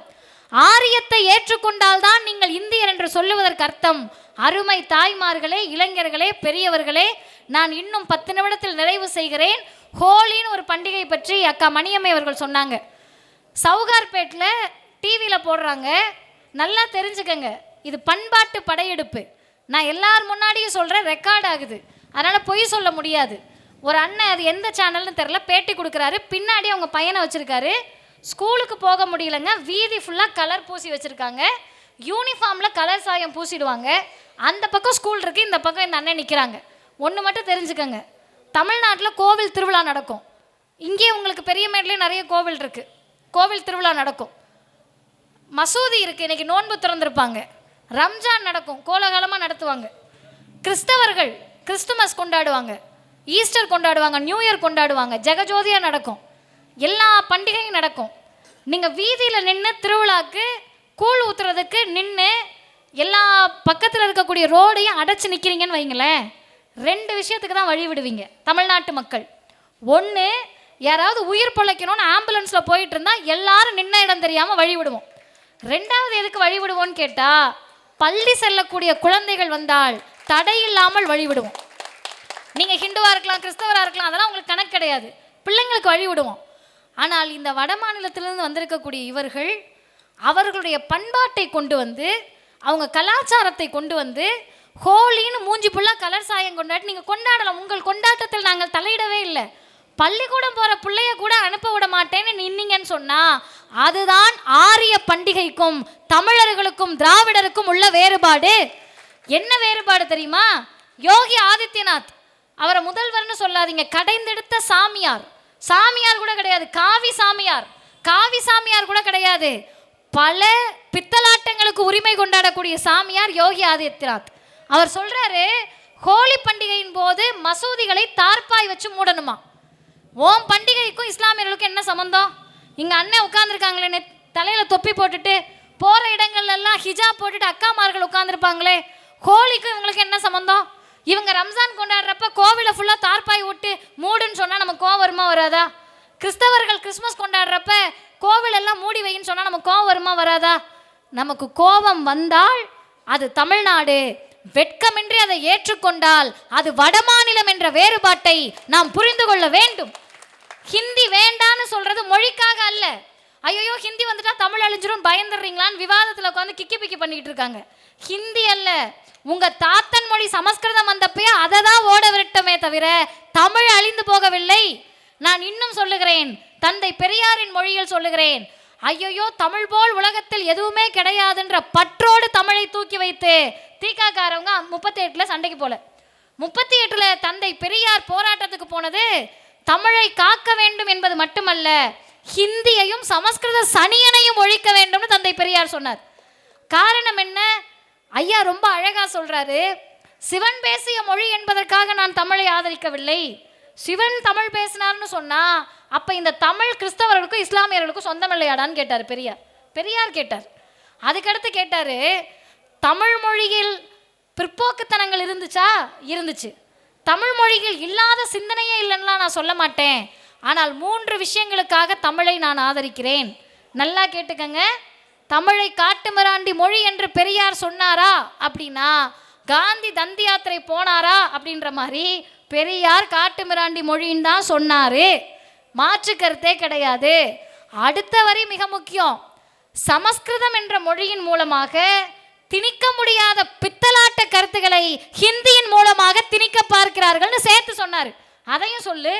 சமஸ்கிருதத்தில் பித்தலாட்ட கருத்து தான் இருக்குன்னு பெரியார் சொன்னதை சொல்லு. ஹிந்தி வந்தால் பித்தலாட்டமாக மாறிடுவன் பெரியார் சொன்னதை சேர்த்து சொல்லு. இப்போ பெரியார் சொன்னார், 3 விஷயத்துக்காக நான் தமிழை ஆதரிக்கிறேன். 1, தமிழர்களுடைய மேன்மைக்கும் தமிழர்களுடைய தகுதிக்கும் தமிழர்களுடைய முற்போக்குக்கும் உகந்த மொழி தமிழ் என்பதால் தமிழை நான் ஆதரிக்கிறேன். அதுக்கு அடுத்து பெரியார் சொன்னார், தமிழில் விஞ்ஞானம் வர வேண்டும், தமிழில் பகுத்தறிவு கருத்துக்கள் வர வேண்டும். இதில் என்ன தப்பு? நான் சொன்னனே, மேடையில் நின்றுட்டு நாடாளுமன்றத்தில் நின்றுட்டு பெரியார் காட்டு மிராண்டி மொழின்னு சொல்லிட்டாரு. எங்கள் அப்பா வீட்டுக்குள்ளே நான் அடித்து சாத்துவார், படிக்க மாட்டியா, புத்தி இல்லையா, அறிவு இல்லையான்னு கேட்பாரு. எதிர்த்த வீட்டில் ஊர் தெருவில் ஒண்ட வந்த பிடாரி வந்து எங்ககிட்ட உனக்கு அறிவு இல்லையான்னு கேட்டால் என்ன சாத்திக்கிட்டு இருந்த அப்பா என்னை விட்டுட்டு போய் அவங்கள தானே சாத்துவார். அதானே இயல்பு. இப்போ எங்கள் அப்பா தமிழ் காட்டு மிராண்டி மொழி விஞ்ஞானமாகணும் பகுத்தறிவாகணும்னு 95 வயசு வரைக்கும் மூத்திர சட்டியை தூக்கிக்கிட்டு காசு இருந்துச்சு அந்த மனுஷங்கிட்ட. 1929 19 900 ரூபாய் வருமான வரி கட்டின ஒரே குடும்பம் தந்தை பெரியாரோட குடும்பம். அவர் ஏதோ உன்ன மாதிரி திரள் நிதி திருடி தின்னவன் நினச்சிட்டு இருக்கியா நீ? இன்னைக்கு போய் ஈரோட்டில் பார்த்தாலும் ஐயா பெரியாரோட வீடு தானே கம்பீரமாக நிற்கிது. 10 தலைமுறைக்கு சாப்பிட்ற அளவுக்கு சொத்து சேர்த்து வைத்திருந்தார்கள் பெரியாருடைய அப்பாவும் அம்மாவும். செல்வ சீமந்தராக இருந்தவர் பெரியார். அந்த பெரியாரை இன்னைக்கு நீங்க காசுக்காக பேசினாரான்னு கேட்டா இல்ல, பதவிக்காக பேசினாரானா இல்ல. 3 முறை முதலமைச்சர் பதவி கதவை தட்டின பிறகு எங்கள் துணைத் தலைவர் சொல்லுவாரு, அட்ரஸ் மாதிரி வந்துட்டீங்களான்னு பெரியார் கேட்டிருக்கார். பதவி வேண்டாம் அவருக்கு, பணம் வேண்டாம், பதவி வேண்டாம், உனக்கு என்னையா வேணும்னு கேட்டப்ப அந்த மனிதர் சொன்னார், இந்த திராவிட சமூகத்தை தமிழர்களை மானமும் அறிவும் உள்ள மனிதர்களாக மாற்றுவதுதான் என் ஒரே பணின்னு சொன்னார். அந்த தலைவருக்கு எங்களை அடிப்பதற்கு உரிமை இருந்தது, தூக்கி போட்டு மிதிக்கிறது கூட உரிமை இருந்துச்சு. ஏன் தெரியுமா? இன்னைக்கு நிர்மலா சீதாராமன் அவங்கள பார்த்து சொல்கிறோம், எங்கள் ஐயா என்ன சொன்னாருன்னு, மும்மொழி இயக்க கொள்கையை ஏற்றுக்கணும்னு அக்கா தமிழிசை வந்து ஊர் ஊராக கையெழுத்து வாங்குறாங்க. அதை நம்ம வரவேற்கிறோம். ஏன் வரவேற்கிறோம் தெரியுமா? நீங்கள் போய் கையெழுத்து கேட்கணும். இங்கே எங்கள் அக்கா பொண்ணு 7 வயசு. அந்த பிள்ளைகிட்ட நான் உண்மையாகவே கேட்டேன், ரெக்கார்ட் பண்ண மறந்துட்டேன். ஏன்பா உங்கள் ஸ்கூலில் வந்து ஹிந்தியை நீ கற்றுக்கணும்னு பிஜேபியிலேருந்து வந்து கையெழுத்து வாங்குவாங்க. அதுங்களுக்கு பிஜேபி தெரியுது, அண்ணாமலை தெரியுது. அண்ணாமலை சாட்டையை வச்சு அடிச்சுக்கிட்டா லூசுன்னெலாம் சொல்லுதுங்க அதுங்க. அதுக்கு நான் ஒன்றும் பண்ண முடியாது, நான் சொல்லலை, குழந்தைங்க சொல்லுதுங்க. இப்போ அந்த பிள்ளைகிட்ட நம்ம ஹிந்தி கேட்டு கையெழுத்து வாங்க வந்தால் என்ன சொல்லுவேன்னு கேட்டால் தமிழும் இங்கிலீஷும் போதும்னு சொல்லுவேன்னு. தமிழ்நாட்டில் 7 வயசு குழந்தையிலேருந்து 70 வயது பெரியவர் வரை எங்களுக்கு அந்த சிந்தனை இருக்குது. அப்புறம் ஏம்மா அந்த அம்மா கையெழுத்து வாங்குறதை நீங்கள் ஆதரிக்கிறீங்கன்னு கேட்டால், தமிழிசை அக்காவுக்கு அதில் சொல்ல வேண்டிய ஒரு செய்தி இருக்குது. அக்கா 2 மணி நேரம், அது எந்த ஊர்லன்னு தெரில, சென்னையில் எந்த பகுதியிலன்னு, எம்ஜிஆர் நகர், அண்ணன் கரெக்டாக சொல்கிறாரு, வேர்க்க விறுவிறுக்க நின்று போராட்ட களத்தில் நிற்பது போல என்னைய நீங்கள் அடக்குமுறை காலாக்குறீங்க, காவல்துறையே இப்படியே இருக்காது அப்படிலாம் இருக்கான்னு கத்துறாங்க. ஏங்கா நீ பாருங்க, நிர்மலா சீதாராமனை பாருங்க, என்னைக்காவது அந்த அம்மா வெயிலில் வந்திருக்கா? கார் ஏசியை விட்டு இறங்கியிருக்கா? எதுவும் கிடையாது. அப்படி ஓட்டு போடுறதுக்கு மக்கள் இல்லாதனால எலெக்ஷனில் நிற்கிறதும் கிடையாது. தேர்தலை சந்திக்காத நிர்மலா சீதாராமன், வெயிலை காணாத நிர்மலா சீதாராமன், நீங்கள் நடத்துகிற பிஜேபி போராட்டத்துக்கு அந்த அம்மா வந்திருக்கா? மேடையில் பார்த்துருக்கீங்களா? யாராவது? எதுக்கும் வரல. ஆனால் அவங்க ஒன்றிய நிதியமைச்சர் நம்ம எம்பி கத்தனம்னாலும் தெலுங்கானா ஆளுநராக வேணா போயிட்டு வா, உனக்கு தமிழ்நாட்டில் சீட்டு கொடுக்க முடியாதுன்னு சொல்கிறதுக்கு பேர் தான் நூல் அளவு வித்தியாசம். அந்த வித்தியாசத்தை புரிஞ்சுக்கணும்னா பார்ப்பனர்கள் யாருன்னு நமக்கு புரியணும். இந்த சமூகத்தில் பூநூலுடைய வலிமையை நாம் புரிந்து கொள்ள வேண்டும். இதுக்காக தான் சமஸ்கிருதம் தேவையில்லை, ஹிந்தி தேவையில்லை. இந்த அறிவை பெறுவதற்கு அக்கா தமிழிசைக்கு தமிழும் ஆங்கிலமும் தான் தேவை அப்படின்னு நம்ம சொல்லிக்கிட்டு இருக்கோம். இப்ப அருமை தோழர்களை, இறுதியாக ஒரு செய்தியை சொல்லி நான் நிறைவு செய்கிறேன். திராவிடர் கழகத்தின் சார்பிலே சொல்லப்பட்ட அந்த தீர்மானங்களை அண்ணன் சுரேஷ் அவர்கள் சிதம்பரம் கோவிலை பற்றி பேசினார், பழனி கோவிலை பற்றி பேசினார்.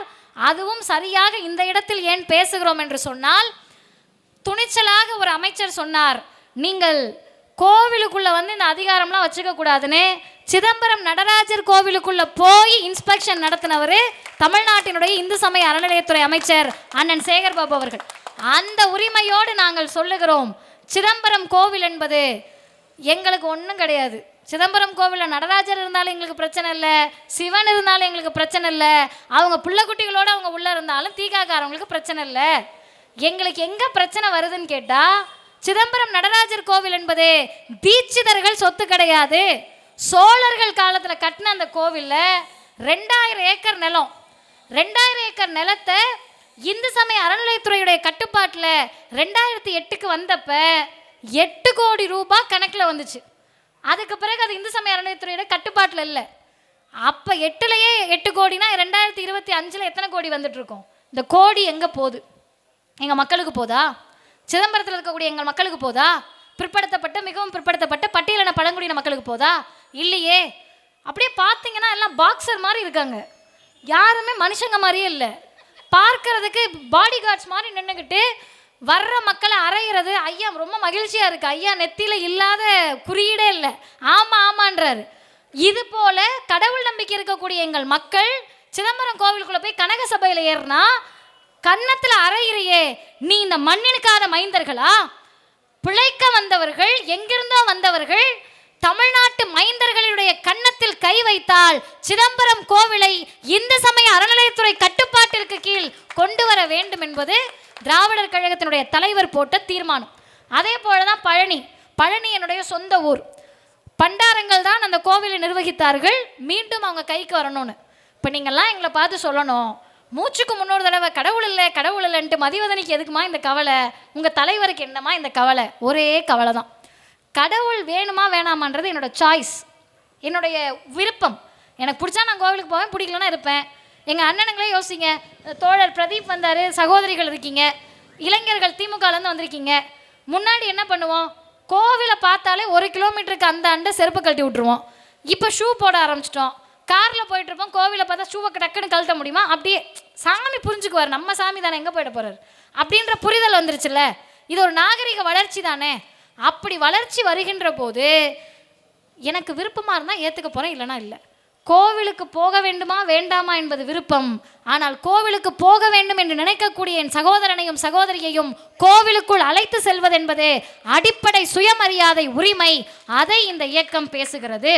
அதே போல் அந்த தீர்மானத்தினுடைய மிக முக்கிய அம்சத்தை மட்டும் நான் சொல்லி நிறைவு செய்கிறேன். திராவிட மாடலுடைய சாதனைகளை அதில் நாங்கள் பாராட்டி இருக்கிறோம். எங்களை நிறைய பேர் கேட்குறாங்க, என்னங்க திமுகக்காக இப்படி பேசுகிறீங்களேன்னு. திமுகக்காக இப்படி இல்லை, இன்னும் அதிகமாக திராவிடர் கழகம் பேசும். பேசிட்டு மதிவதனையும் அண்ணன் சுரேஷ் அவர்களும் மாவட்டத்தில் 5 கூட்டம் நடத்த போகிறாரு. எல்லா கூட்டத்துக்கும் நீங்கள் வரவேற்பு கொடுக்கணும். அப்படி அவர் கூட்டத்துக்கு போகிறப்ப எனக்கு ஒரே ஒரு கவுன்சிலர் சீட் வேணும் அப்படின்னு கேட்க போகிறது கிடையாது. கவுன்சிலர் சீட்டுக்கு நின்னோம்னா இயக்கத்துலேருந்து எடுத்துருவாங்க எங்களை. நாங்கள் போகிறதே எந்த பொறுப்புக்கு போக மாட்டோம் தான். பின்ன எதுக்கு ஊர் ஊராக போய் கத்துறீங்க பேசுகிறீங்கன்னா ஒன்றும் கிடையாதுங்க. அதிமுக கிட்ட நான் இவ்வளோ பிரச்சனையை பற்றி பேசி புரிய வைக்க முடியுமா? சிதம்பரம் கோவில் தீட்சிதர்கள்னால் அவர் யாருங்க? ஆய்வாளரை கூப்பிடுங்க, நம்ம பேசி தெரிஞ்சுப்போம் அப்படின்ற நபர்கள். அதிமுக கிட்ட எனக்கு இருக்கக்கூடிய வருத்தம் என்பதே, இருமொழி கொள்கை தான் தமிழ்நாட்டை ஆளும் என்று சட்டம் போட்ட பேரறிஞர் பெருந்தகை அண்ணாவோட பேரை கட்சியில் வச்சுக்கிட்டு இருமொழி கொள்கை எதிர்த்து நீ என்ன பண்ணிட்ட? மும்மொழி கொள்கை எதிர்த்து இருமொழி கொள்கைக்கு ஆதரவா நீ என்ன பண்ணிட்ட? எதுவும் பண்ணலையே. அந்த ஆதங்கம் எங்களுக்கு இருக்கிறது. திராவிட முன்னேற்ற கழகத்தை விட்டால், இன்னும் சொல்லுகிறோம், இந்த முதல்வரை விட்டால் தமிழர்களை காப்பாற்ற யாரும் இல்லை என்ற காரணத்தினால் திராவிடர் கழகம் இவர்களின் பக்கம் நிற்கிறது.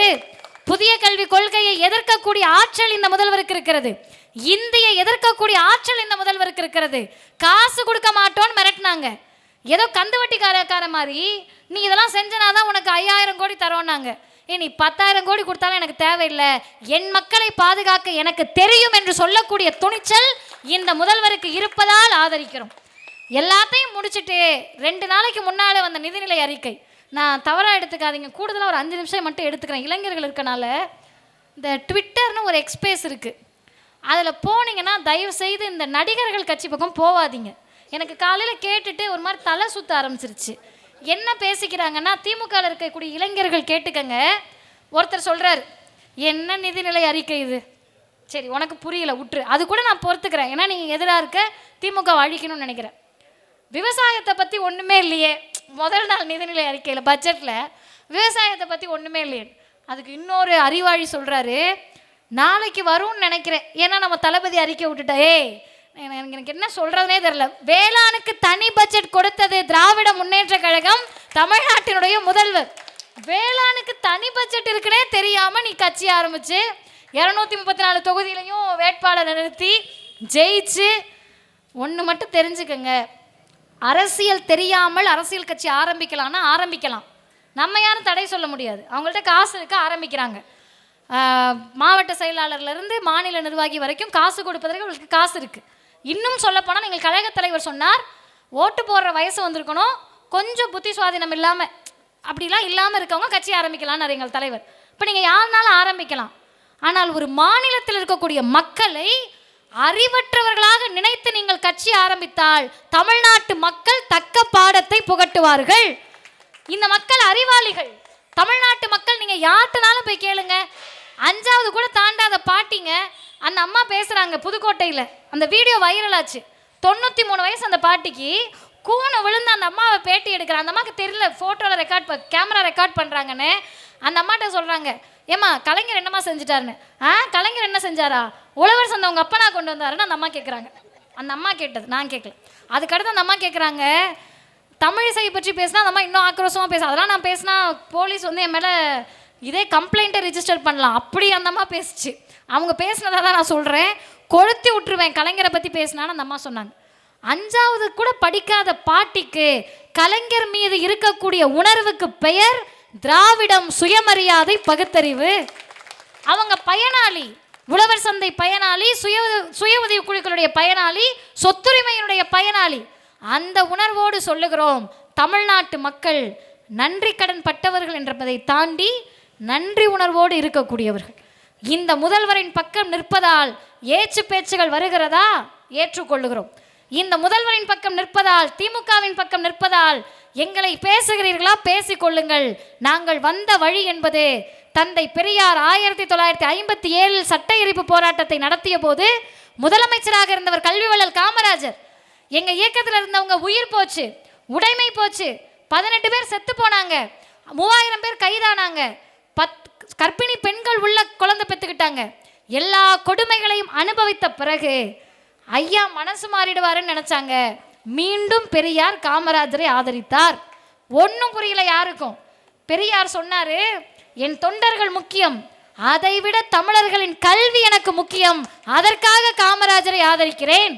அதே உணர்வோடு எங்கள் தலைவர் ஆசிரியர் சொல்லுகிறார், திராவிட மாடலை, சமூக நீதிக்கான சரித்திர நாயகரை ஆதரிக்கிறோம் என்று சொன்னால் அது திமுகவுக்காக அல்ல, முதல்வருக்காக அல்ல, தமிழ்நாட்டு பிள்ளைகளின் கல்விக்காக, வேலை வாய்ப்புக்காக, சுயமரியாதைக்காக என்று சொன்னால் இந்த ஆட்சியை நாங்கள் ஆதரிக்கிறோம்.